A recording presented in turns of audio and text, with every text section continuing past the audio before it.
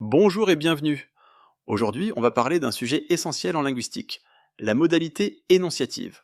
Vous allez voir, ce n'est pas si compliqué et même plutôt amusant. C'est parti. En linguistique, parler ne consiste pas simplement à transmettre des faits.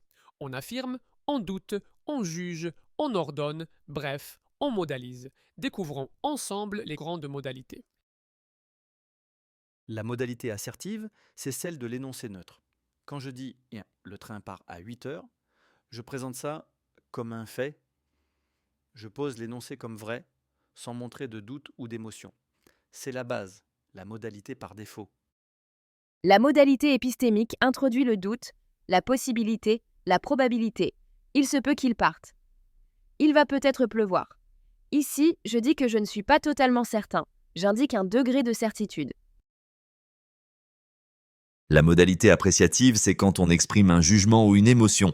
C'est triste qu'ils partent. Je ne parle pas seulement du fait, je dis ce que j'en pense, je valide, je désapprouve, je ressens quelque chose. La modalité radicale exprime la volonté, l'obligation ou la nécessité. Tu dois venir. Là, je n'exprime ni un doute ni un fait, mais une contrainte. C'est la modalité des ordres, des règles, des permissions. La modalité alétique exprime une vérité logique ou nécessaire. Il est logiquement possible qu'il pleuve sur Mars. Ici, on ne parle plus du point de vue du locuteur, mais d'une possibilité abstraite, indépendante de celui qui parle. On confond souvent mode et modalité, mais ce n'est pas la même chose. Le mode est une forme grammaticale, indicatif, subjonctif, conditionnel, impératif. Il ne dit rien en soi du point de vue du locuteur. Le subjonctif, par exemple, peut simplement marquer une action non encore réalisée.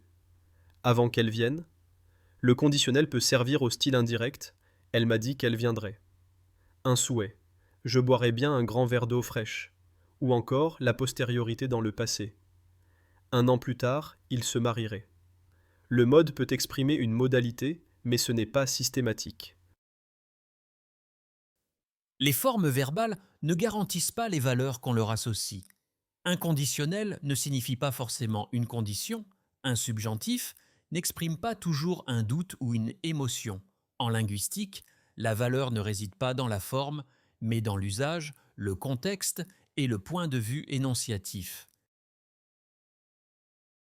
Par ailleurs, même si le verbe reste à l'indicatif, la modalité peut changer grâce à d'autres marqueurs. Adverbe. Il vient peut-être. Adjectif.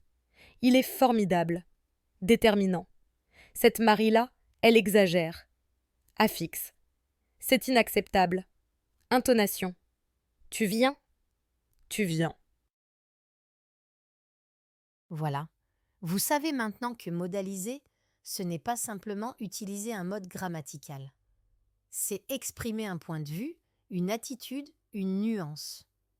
Et derrière chaque modalité, il y a un choix énonciatif. À vous de jouer et de modaliser.